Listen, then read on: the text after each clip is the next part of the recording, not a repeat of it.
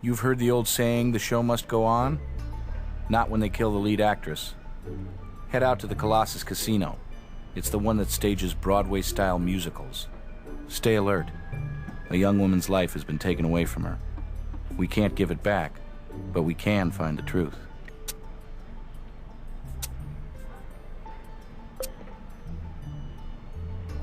I'm Nick Stokes. Hope you're as good as I've heard, because we can stand to wrap this up fast.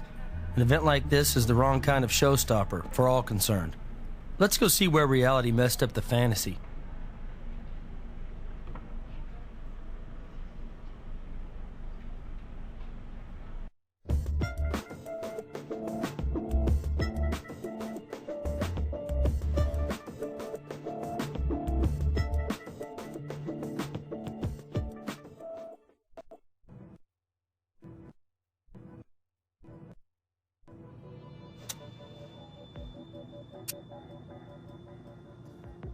Makeup appears to have been applied a little thicker here.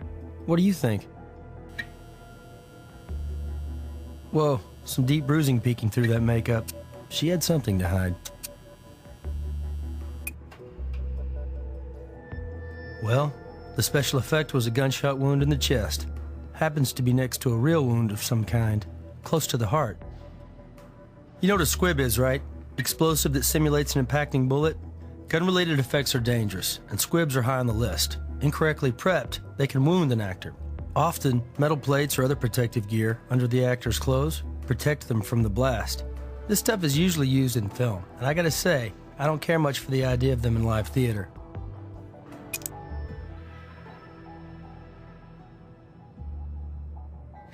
Never consider a gunshot wound routine. They're all different. Never miss a chance to swab one.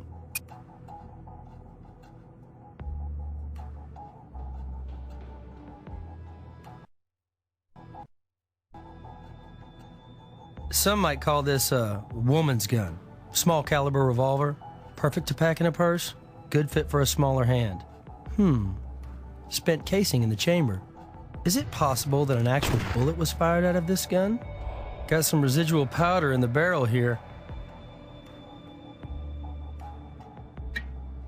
When blanks are ready for a theatrical application, the bullet is removed from the cartridge, and a flash-producing additive is put in its place, like magnesium powder. Then the end is crimped.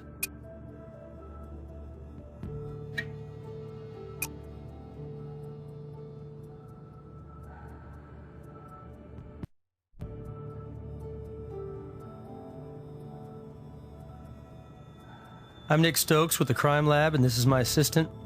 Are you with the production? Yes, I'm an actress here, Heather Colby. I don't even know what to think, let alone to say. An awful thing. Terrible. Horrible. Miss Colby, we know this is difficult for you and everyone here, but we're sure you'd like to help, and you can do that by answering a few questions.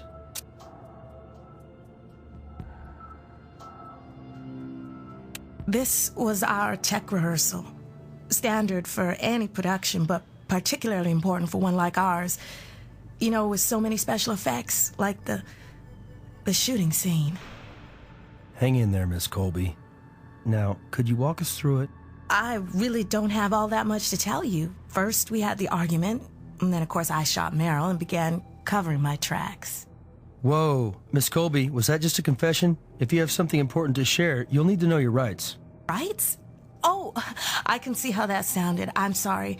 By covering my tracks, I mean, what I meant, that's the song title. Song I sing in the show right after that effects scene. And that's just what I did. That's how it's scripted. Meryl at her mark, I walk on stage, shoot her, and begin to sing. But this time at the end of the scene, Meryl just, she never got up.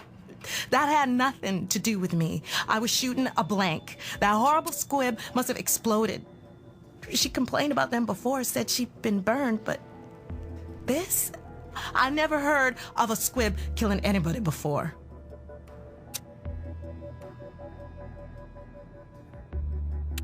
We were old friends. Kind of veterans of the wars, you know? All the way back to drama school in New York. And even then, it was obvious she was gonna make it. She had that combination of charisma and ambition that marks a real star.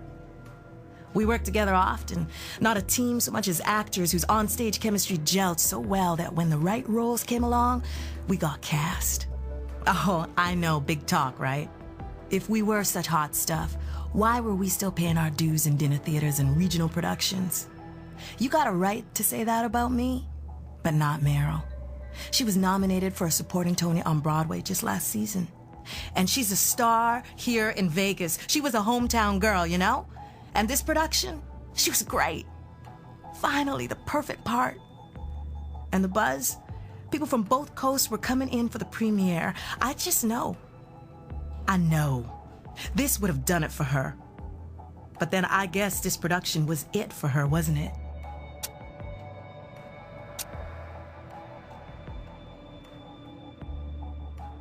No, just the two of us, and Gus, the stage manager. He's also the technical director, and he insists pyrotechnic effects be rehearsed with the theater cleared of only himself and the actors. Safety's a big issue, and I guess you can see why.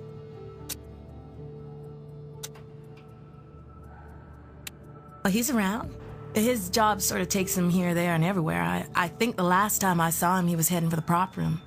Follow the signs backstage.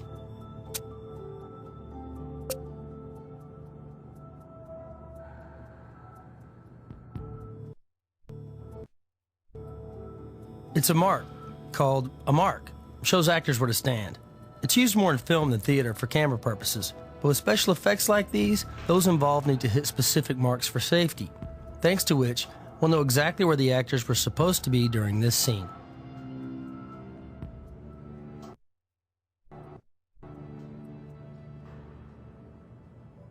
On my mark. It's still on the stage. Even during the run, we keep them there. Again, because of the safety issues. And of course, Meryl was at her mark, standing in front of me, right where she wound up. That's all we need right now.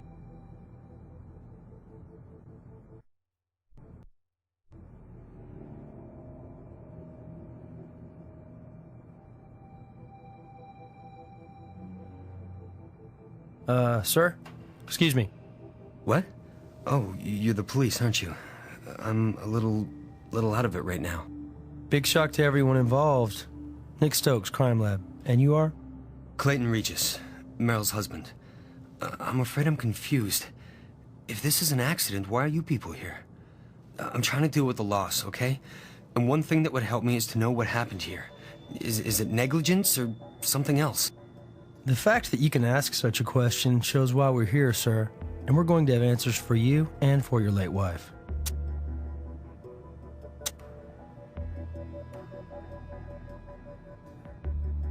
Six years. 6 wonderful, happy years. The nomadic life Meryl led meant she wasn't always home. In fact, she was gone maybe half of the time. But the important thing was she was always there for me when I needed her. And now, I wasn't here when she needed me, was I? Who could have anticipated this? Forgive me, but I have to ask. Any problems in the marriage lately? Arguments, fights, disagreements? No, not at all.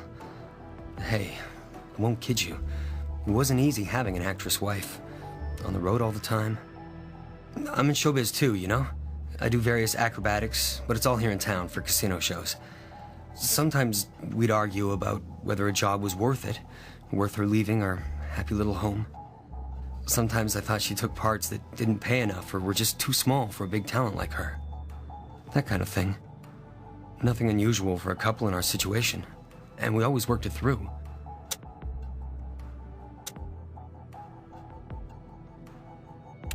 Let me think.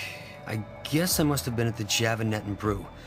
Took my laptop down there. One of those internet coffee shops, you know? It's just down the street.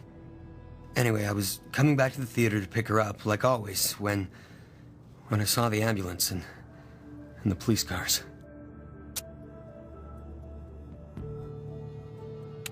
Well, when she's working on a show, she really burrows in and disappears into the work. I guess you'd have to say the only person besides me she's been in much contact with have been the other actors, like Heather and the director and such.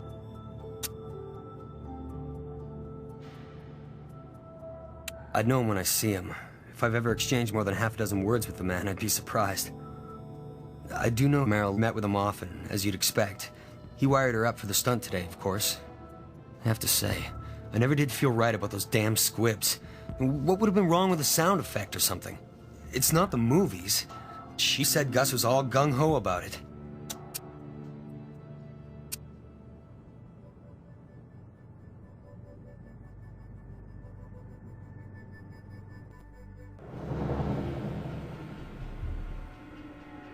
Hammer, screwdrivers, etc. Nicely organized. Even a little anal retentive about it. Tools traced in pencil so he knows where to put them, which tells us one tool is missing. Small, rectangular. If these are real, we have our work cut out for us. Lots of different calibers. We'll need to learn more before any of these become meaningful to us.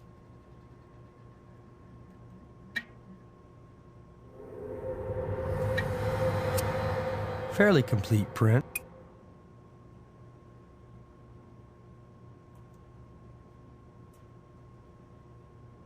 Blank rounds, crimped at the end where the bullet would normally go. Explode just like a real shot, though. Quite a few different calibers here. They probably go through these pretty fast.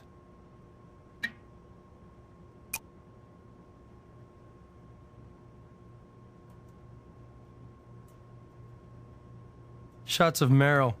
Maybe during recent performances. These aren't publicity pics, though. Looks like candids.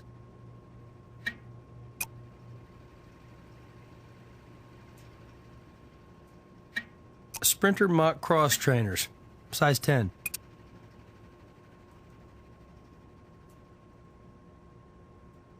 Bit of water here.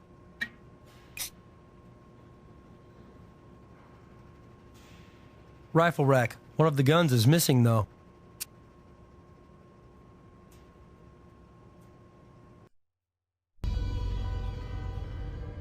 Something you want? No problem. We'll bring the body right in.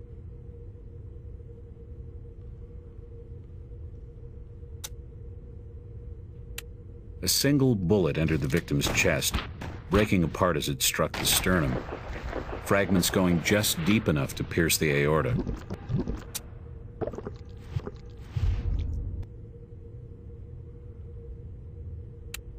Using a basic body temperature or algor mortis analysis, I've got the time of death pegged at around time of the rehearsal.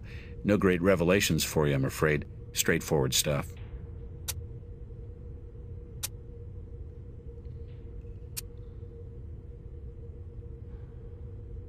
Actually, yes, several metal fragments, presumably from a bullet. They're all yours. I don't need them anymore, and neither does the Vic. Not that she ever did.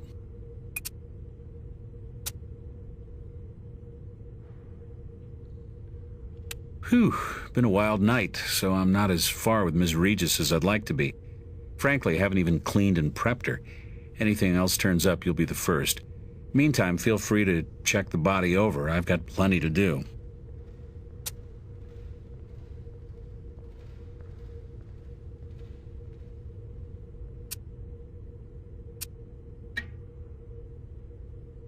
Tiny bite-type marks. Clamping tool, possibly.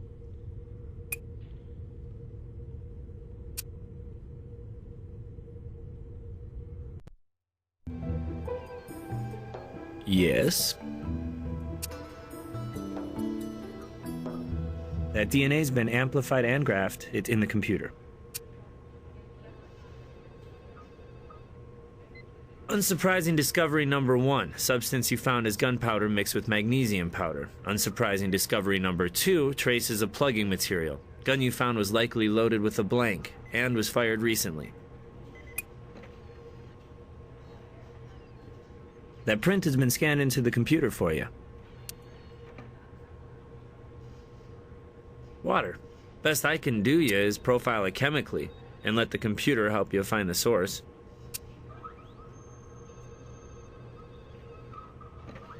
Hey, Meryl Regis. Ever see her perform? She would have made it, I tell you. Can I keep these? I don't want them pasted in your scrapbook, Craig. I was thinking more like, scan them into the image enhancement equipment, please.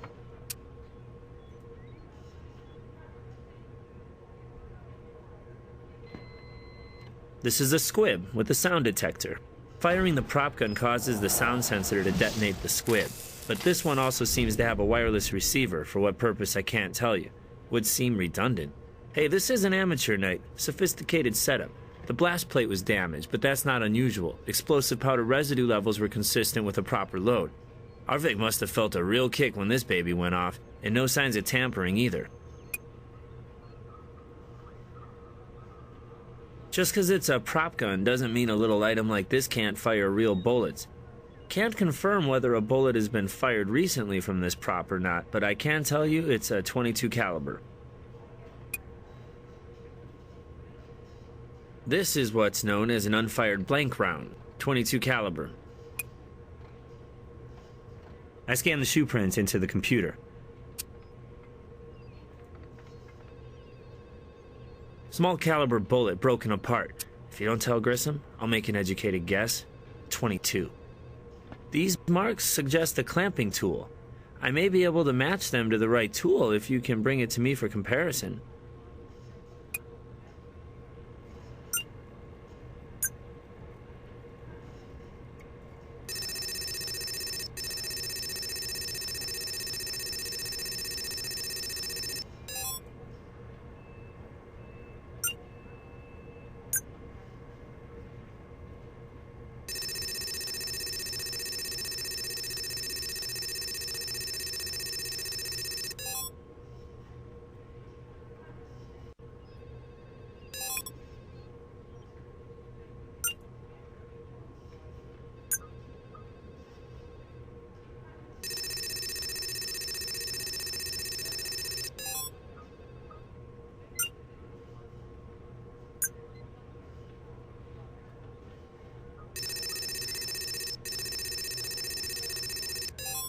So, the water from the prop room came from the pipes in the city's commercial water supply system. Since the 1950s, Vegas has had a dual water system. Regular water supply is drinkable, servicing the general population, but secondary treated wastewater, not drinkable, is reclaimed for commercial uses, often with a higher concentration of these elements. No surprise if the theater sprinkler system is hooked into this funkier water supply.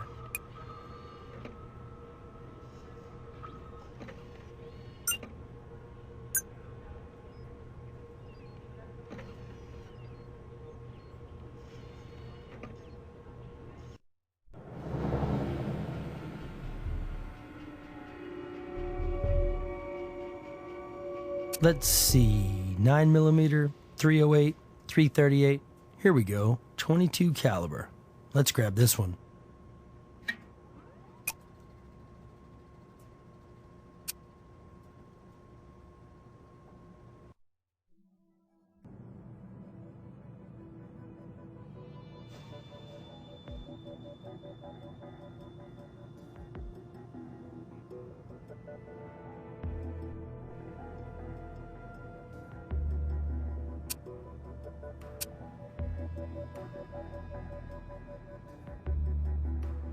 Hardly.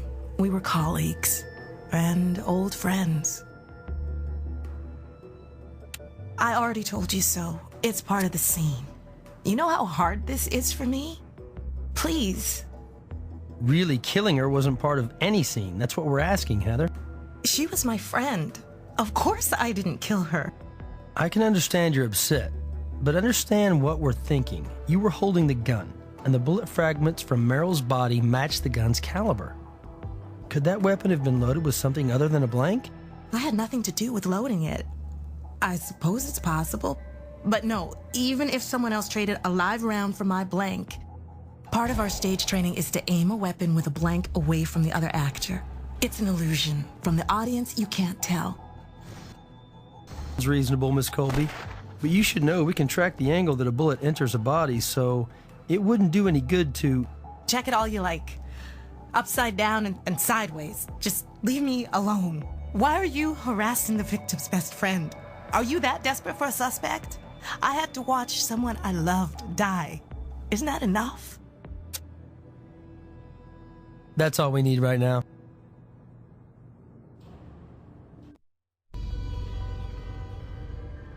Something you want? Be my guest. We need to determine, from the wound and internal tissue damage, the trajectory of the fatal bullet.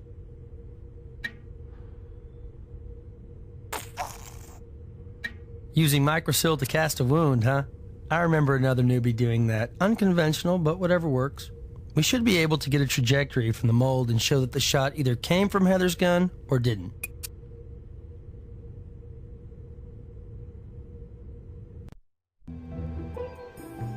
What's up?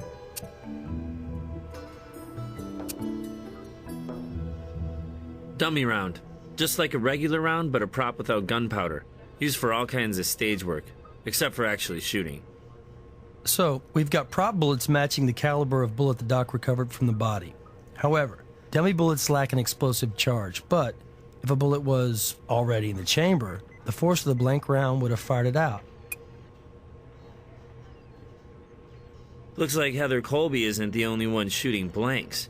You need a new suspect, guys. The cast shows the entry wound pointing downward from the body at a 30-degree angle, and a direct shot from the front. Hey, ruling people out is a start, and this sure lends credibility to Heather's story. Let's set up a trajectory dummy at the theater. That way, we'll really know where the shot came from.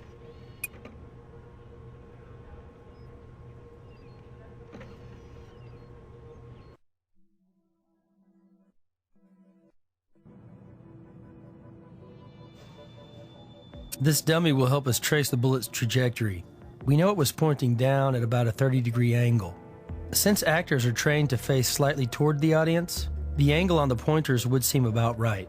Let's switch on Mr. Laser and see if he's pointing anywhere near Heather's mark. Let's see where it points to.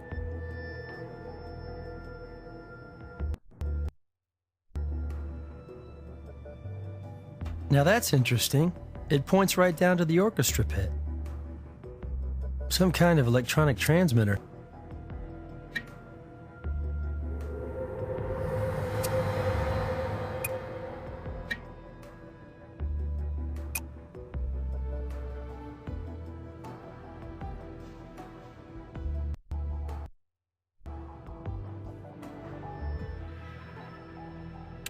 Well, the theater was supposed to be cleared, but it was pretty dark down there. I'm not sure where Gus was. He sure wasn't in view when I fired the gun. He started the scene, headed to the wings. That's all we need right now.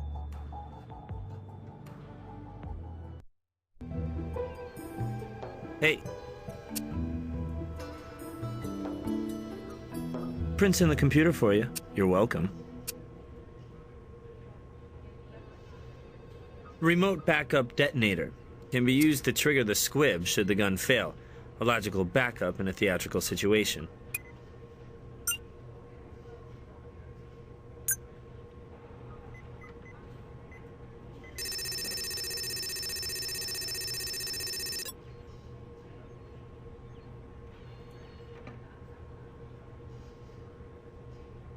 The stage manager and pyrotechnician is Gus Harrison. During performances, he handled the backup detonator in the orchestra pit. Plus, he's got a criminal history. Of course, none of this proves he was in the pit at the time of the killing.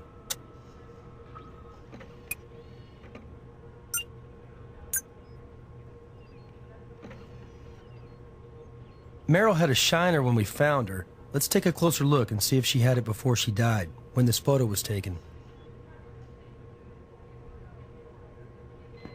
Hey, she did have that black eye before she was murdered.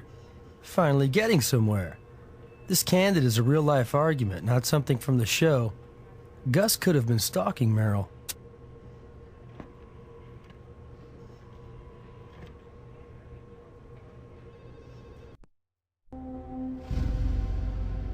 Yeah? What do you need, guys? Ought to be possible. Let's check the IP traffic through the cafe's node and look up logins. Uh-huh. C. Regis logged in. Spent about 15 minutes online, then logged off. That leaves a little unaccounted for time. Not much, though.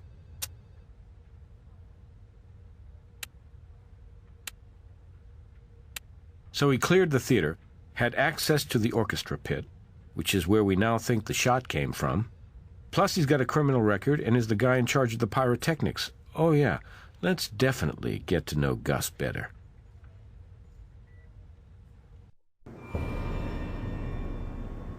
Mr. Harrison, we're with the crime lab.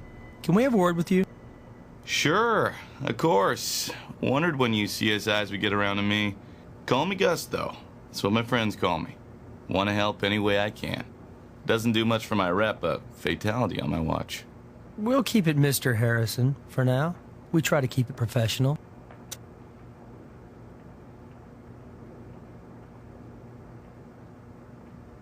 Well, directors come and go, actors too. I'm sort of the continuity. The glue, you might say. But in an operation like this, a stage manager has to wear a lot of hats. So I'm also the technical director, in charge of props and pyrotechnics. I'm a believer in doing live effects, kind of things people are used to seeing in the movies, squibs and all. Can't have a sound effect over the sound system. That wouldn't even convince Grandma these days.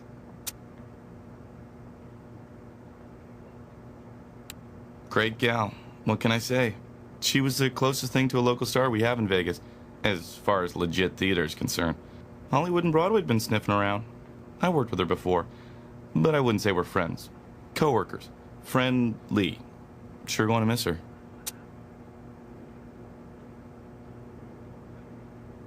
I was in the pit with my backup device, watching the stunt go down.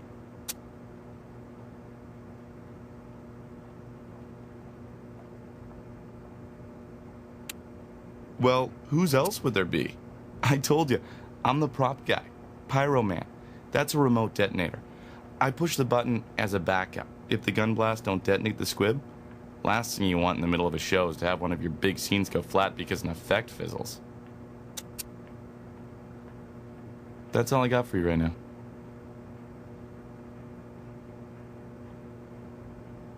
Always keep them handy. We just had a photo shoot the day before that rehearsal. Matter of fact, I put some of them dummy bullets in Heather's prop pistol. If the revolver cylinder was empty, it'd show in the stills. Could one of the dummy bullets have been left in that gun? Well, I suppose. I mean, I try to be careful, but I'm only one man, and you know me. My God, that's horrible. I could have been responsible for this?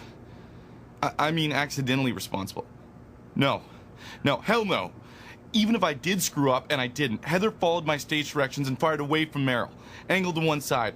If a real round did accidentally get fired out of that thing, it wouldn't have struck Merrill anyway. You seem sure of that. Damn sure, for 3 reasons. First, I saw the stunt go down. I saw Heather fire at an angle.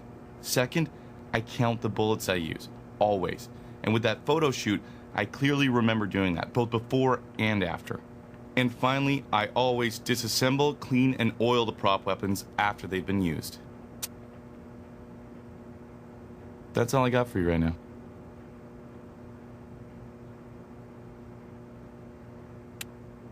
Those? Those are continuity photos. You know, making sure that things are in exactly the same spot next time you see them. I've heard of that in film work, but never in a live theater performance. Oh, it's common enough. When we hustle the props around, we've got to track them, scene to scene. Photos make a handy crib sheet. But your continuity photos seem to track Merrill Regis specifically, scene to scene. Almost all of these continuity photos are of her.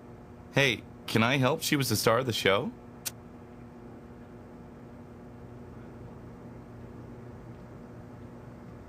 A rifle missing. Hey, that's news to me. Really? But you're so careful, Mr. Harrison. And yes, it's gone from the rack. Do you recall that specific weapon? If it's the one I'm thinking of, bolt action rifle, 30 caliber. Telescopic sight on that puppy. We did a show about a sniper killer a while back. Must have been another musical. You're an expert, Mr. Harrison. How tough would it be to make a homemade noise suppressor for a weapon like that? Well, probably not tough at all. A lot of do-it-yourself stuff floating around the internet. But you'd still have to know what you were doing. It ain't just any chump can build one. Sounds like work for an expert. Right, Mr. Harrison? That's all I got for you right now.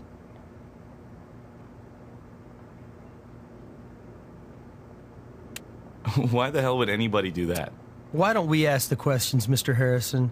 You see, we found tool marks on the bullet fragments that killed Merrill. The same kind of bullets as the dummies in your prop room.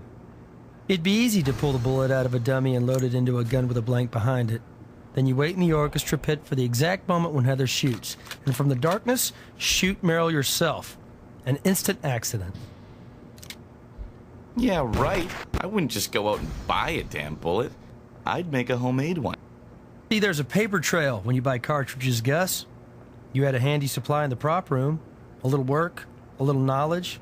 That was all it took. Hey, I can see how you put these pieces together, but it ain't the right picture. I didn't do any of this crap. Maybe somebody else did. But it's a big theater, and a lot of people have access. But you keep the prop room locked, don't you? Safety-conscious guy like you? Hey, sometimes it stands open when I'm hauling things around. And stuff could get taken from the stage, too. My inventory, as you already seen, can be a little lax sometimes. Right. Like the missing rifle from the rack? Gus, we already know from trajectory analysis that the shot came from the orchestra pit. I'm only in that pit during stunts when performances are underway. And I don't know what happened to that damn rifle. Is this what I get for cooperating? Do I need a lawyer or something? That's your call, Mr. Harrison. But cooperating with us is a good idea. Maybe you can tell us if you have the tool that's missing from your wall rack. I can. It's right here. Multi-purpose puppy in my pocket. Take it. Knock yourself out. If I had anything to do with this, I wouldn't be cooperating, right? Right?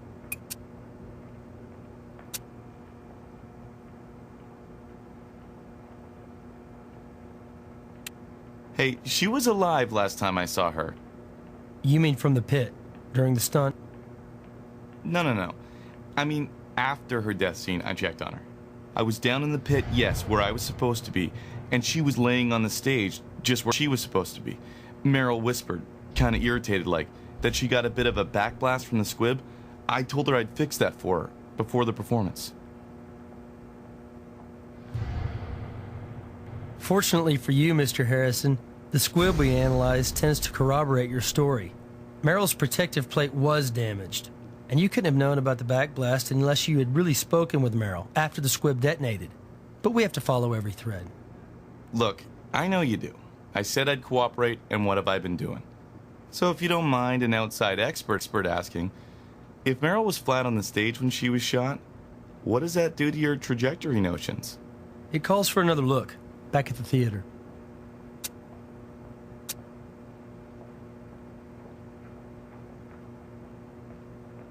I don't want to play pin the tail on some other poor sucker, but I gotta admit, showbiz, the theater, it's a dog-eat-dog deal. Lots of big egos, lots of insecurity. Crazy. Take Heather, for instance. Right before rehearsal, she had this knockdown drag-out with Meryl. I'm surprised you ain't figured that out yourselves already. Evidence guys like you?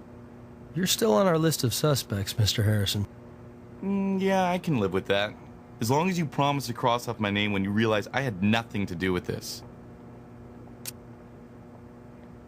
That's all I got for you right now.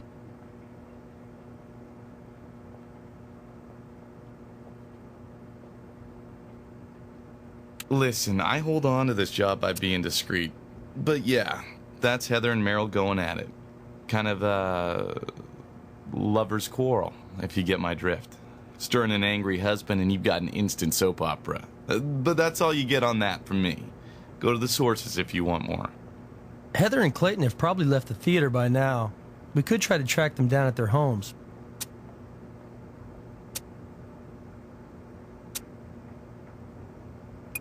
That's all I got for you right now.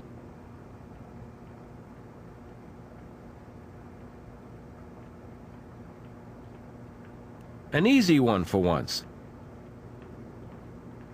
Got it. 1486 Westfield Crescent. Nice neighborhood on the east side. No prob. Here you go.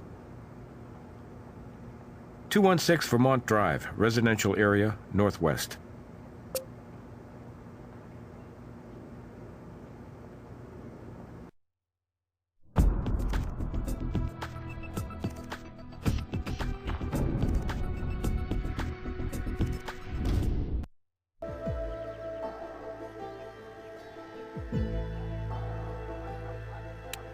Listen, guys, I understand you have a job to do, but I'm mourning the loss of my wife, and I just don't have any stomach for this right now, okay?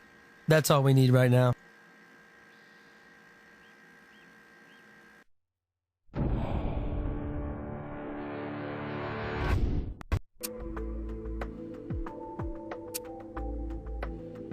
That's all I have for you. Excuse me? Gus told us about it. I guess when you fight on stage, the stage manager notices. Oh, that. No, that was no argument. We were just agreeably disagreeing over the motivation of my character. In the scene, maybe I got a wee bit bent out of shape, since this was my role we're talking about, not hers. Creative differences. Sisterly squabble. Including a sisterly black eye? Black eye? What are you talking about?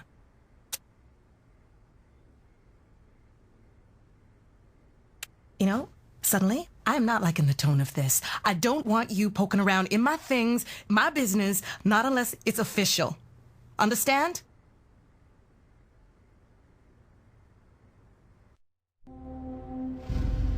Need something? It's likely evidence at the Colby woman's home might corroborate your stage manager's story, along with his peeping Tom pics. You've got your warrant.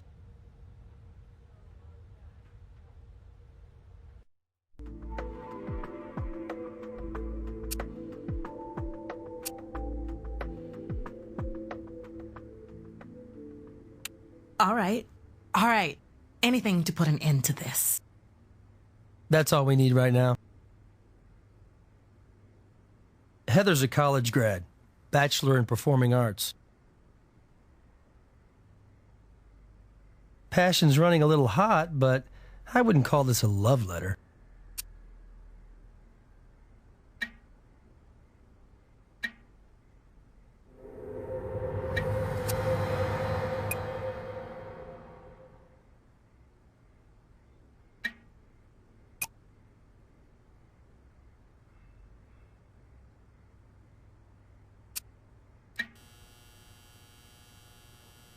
Certain kinds of bodily fluids fluoresce, such as the kind you'd expect to discover in clothing like this, after a stimulating night.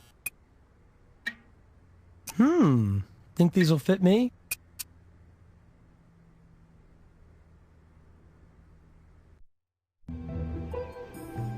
What's up? I sent the prints you found on the letter over to the computer. Profiler friend of mine at the FBI gave this a thorough content analysis. Sometimes even a short message can provide insight, though a longer message would have been better.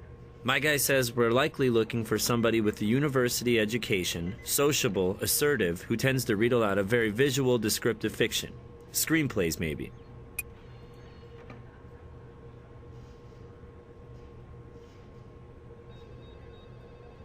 Okay, good news, bad news. This could be the mystery tool from the prop room wall, but it wasn't the tool that made the marks on the bullet fragment from the Vic's wound.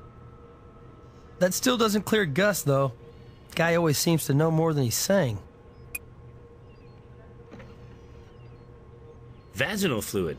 Got a little excited myself. Well, because this is a great source for DNA.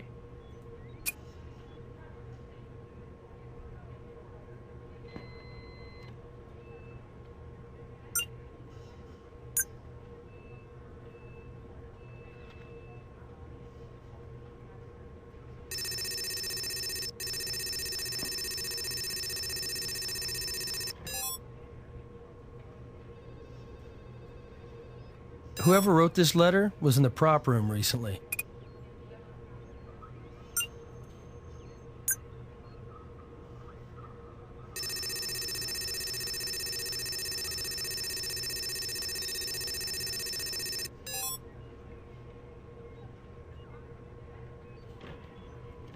We've confirmed that soap opera tale our stage manager was hinting about. Either Meryl and Heather were sharing their undies, or they were sharing a lot more than that. But infidelity is a three-way street, meaning to Meryl and Heather, we have to add Clayton.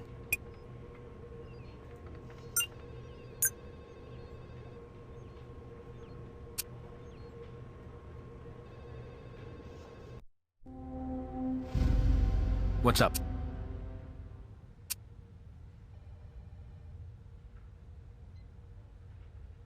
Search of National College records? Sure. Clayton Regis, 92. Got a bachelor's in anatomy and physiology. Maine University, Fort Trent. Decent marks, got through on a biathlon scholarship. Few credits short of a diploma, though. Biathlon. That's skiing and sharpshooting.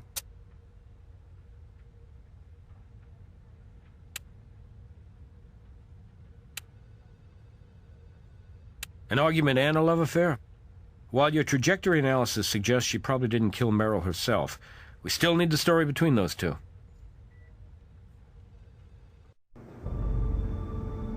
That's all I have for you.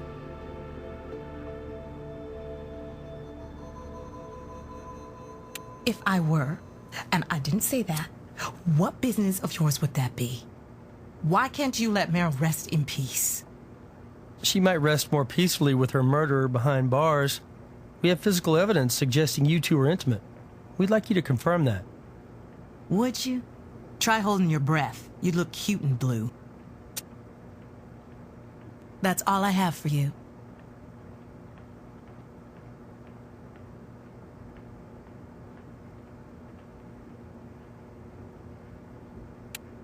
I had nothing to do with that. Really? You definitely fit the profile of the person who wrote it. Now we just want to know who you were going to send it to. I don't know what your computers or your experts told you, but I didn't write that damn letter, all right? I found it under my door the other day. If you would like to know who might want to threaten me, I'd suggest you look at that abusive husband of hers. Clayton, where do you think she got that black eye from anyway?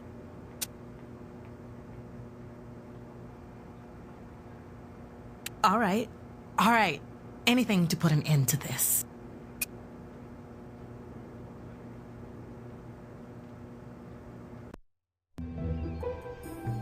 Yes? Hey, I scanned that print into the computer for you.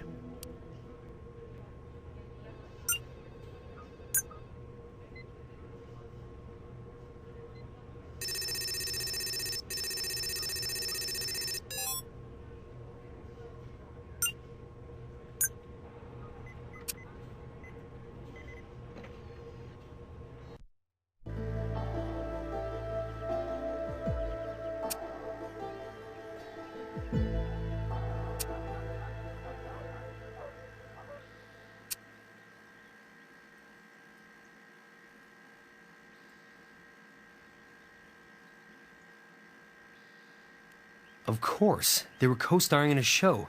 They're old pals who both live in town. Is it surprising Meryl would be over there quite a bit?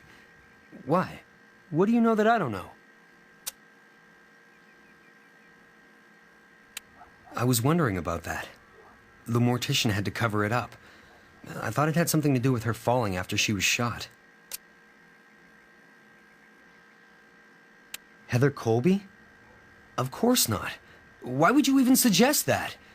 She and I aren't friends particularly, but I wouldn't... Hey, I mean, I have no reason to talk to her, let alone send her letters. That's all we need right now.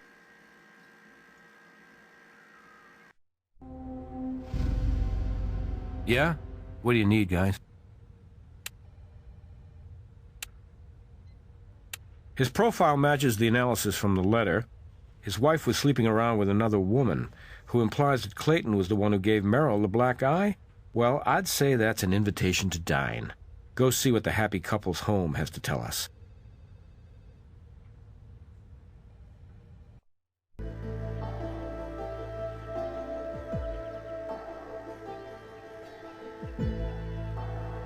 I told you this was a bad time. Okay, look, just try to have a little respect, will you? That's all we need right now.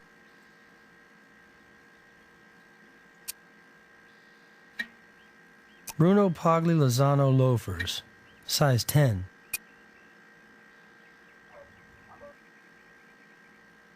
Well, our anatomy student seems to keep up his studies. Maybe he's finally going to finish that diploma.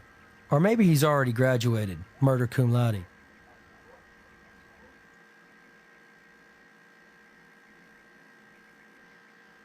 Pair of pliers. Looks like they were tossed in here recently.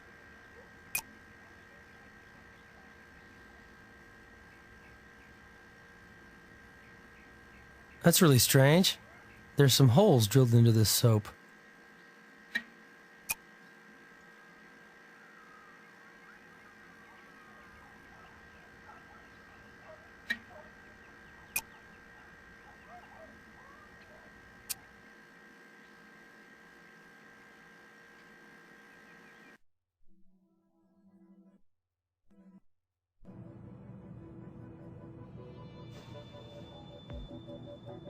We need to check out Gus's story. If Meryl was laying on stage, playing dead at the time she was shot, our trajectory theory is out of whack. Let's see where it points to.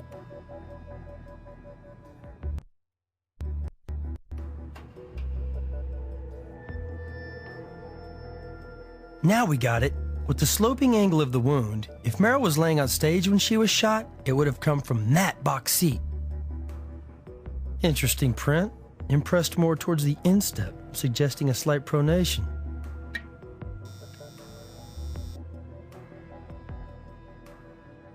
Looks like a shoe print, loafer, or maybe dress shoes.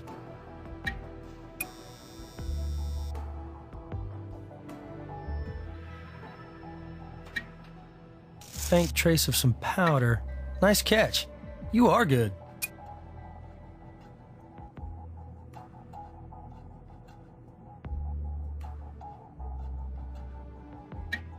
Water stain, possibly.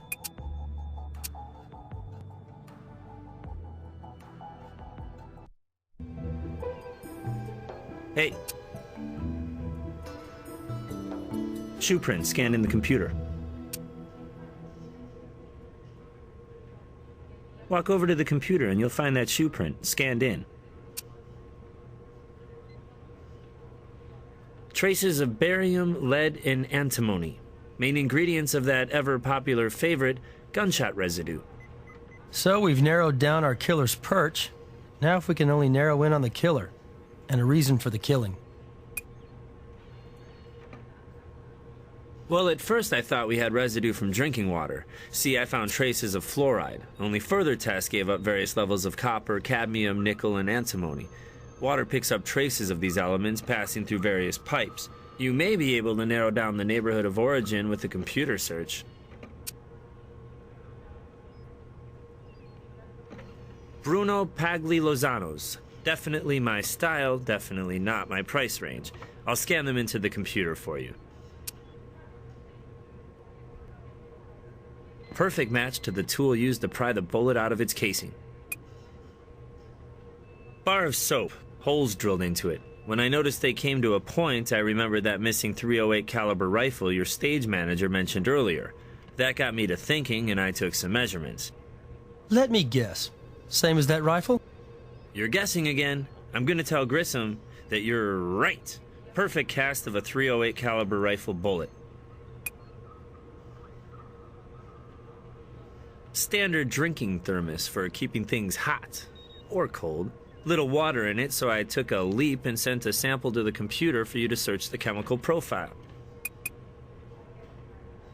We've got a drama unfolding worthy of the Colossus stage. Soap, drilled to the same caliber as bullets that could be used in the missing bolt-action rifle, and pliers that match the tool marks to the smaller .22 caliber bullet that pierced Meryl's heart.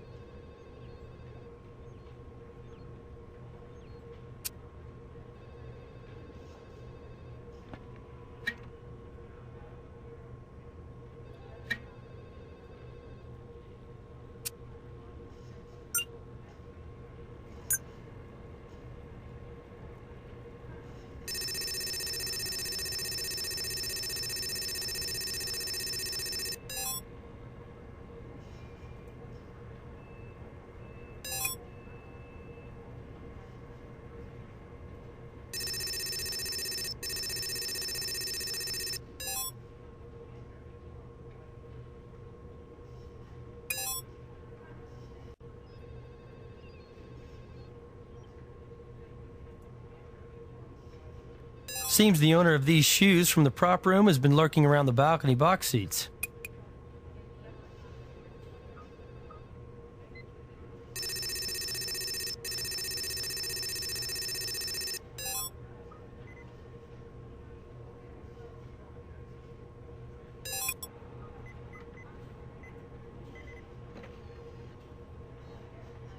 This comes as close as possible to matching the shoe prints found on the carpet.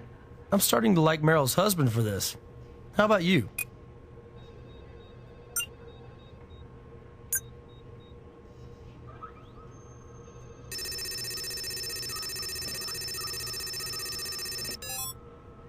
Interesting. The water that made the stain in the balcony came from a municipal water supply.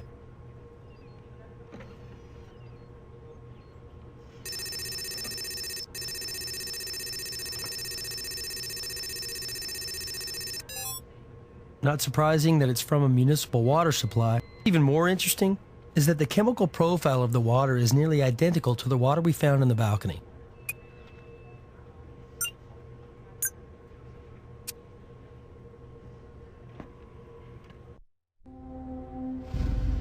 What's up?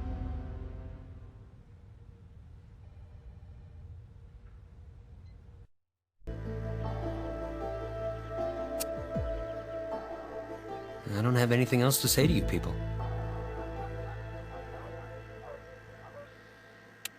What? Where? Oh, at the Colossus? No, if I'm around for rehearsals, I watch from the dress circle.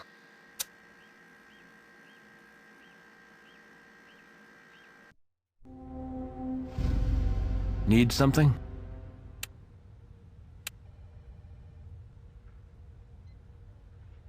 Yeah, let's see if your suspect has anything else to tell us.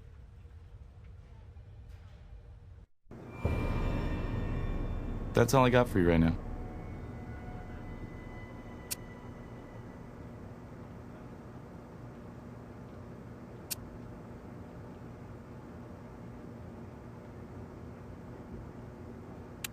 Of course I do. I run the prop room. How many times? Some detectives you guys are. I mean, duh. Well, we can't all be experts like you, Mr. Harrison. By the way, we found your footprints in the balcony. For somebody innocent of this crime, you seem to be everywhere. Everywhere you shouldn't be. Hey, I'm the damn stage manager. See a broken light bulb in the box seats during rehearsal? So I go up and replace it while Heather's singing her song. So sue me. That's all I got for you right now. Do I look like a guy who wears designer gunboats? Comfort first, I always say, particularly when you gotta cover the ground I do around here. Anyway, I know the shoes you're talking about. I wouldn't stick your feet in those ugly things.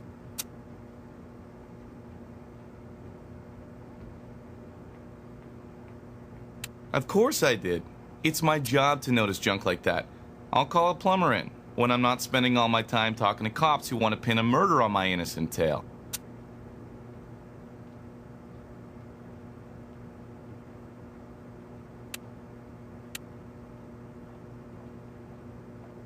Plenty of mounting evidence against hubby here. Too much to ignore. A little grief counseling seems called for.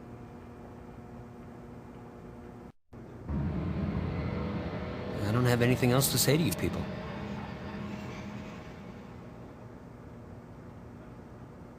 What are you talking about? I was never up there. Why would I be there? You tell us, because we can prove you were. Your shoe prints match prints on the carpet, and water stains from the floor match the chemical composition of water from your home.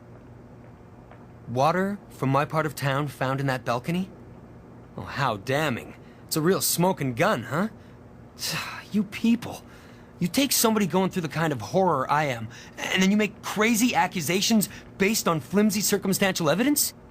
Oh, we're just getting started, Mr. Regis. Of course, you could give us something that might clear all of this up right away. What's my other option? There isn't one. That's all we need right now.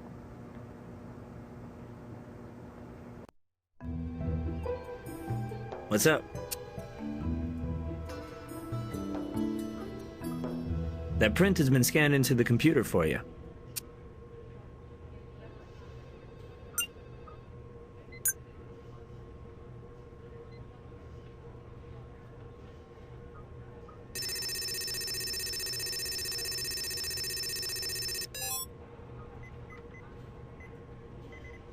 Well, after all this, we're down to CSI 101. Fingerprints that match. Doesn't get much more incriminating than this. I think it's time to fold Clayton's show.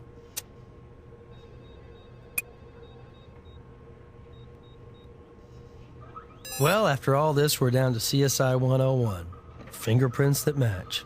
Doesn't get much more incriminating than this. I think it's time to fold Clayton's show.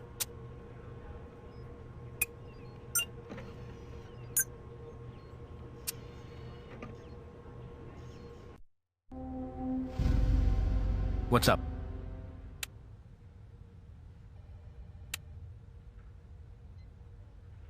Sure, let's get your suspect back in here.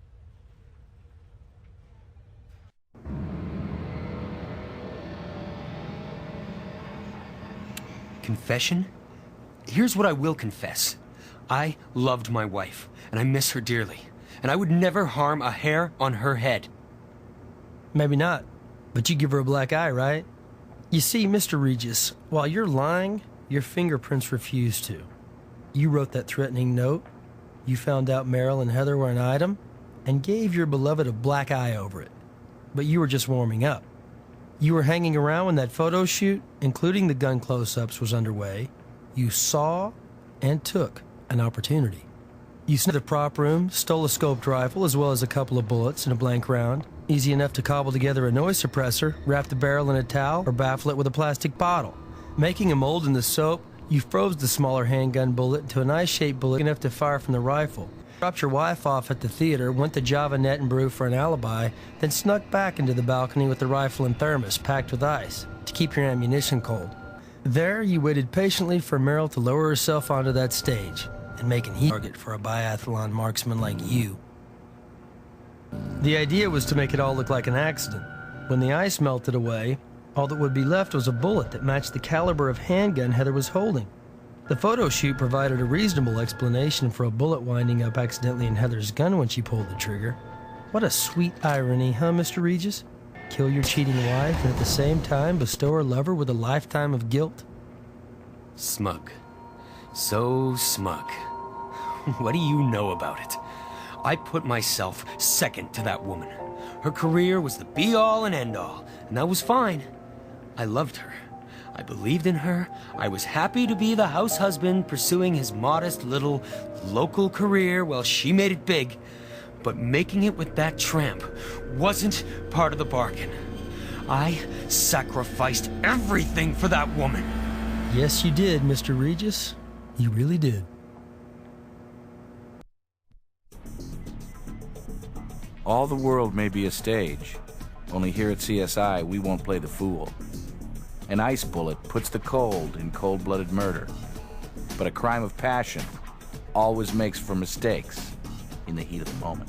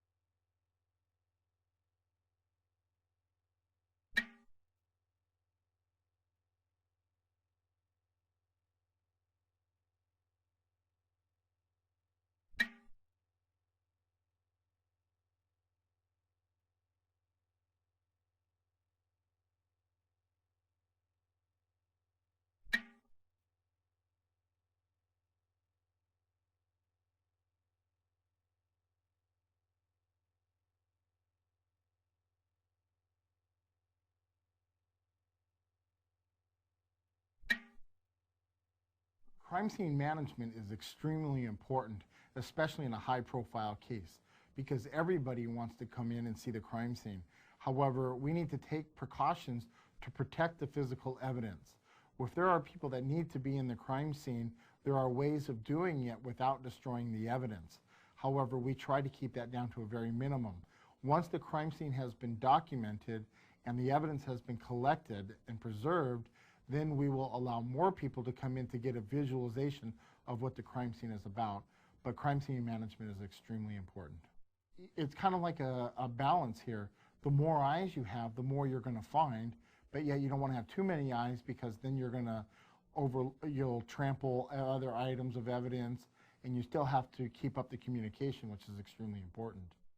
A person who goes in immediately and starts taking pictures is somebody who is in a rush. The first thing you need to do is you need to take it methodically and in an organized manner. In other words, walk into the crime scene and you need to identify what it is that you have. So when you walk into the crime scene, look around. Look around all the walls, look around on the furniture, look around on the floor, look around on the ceiling.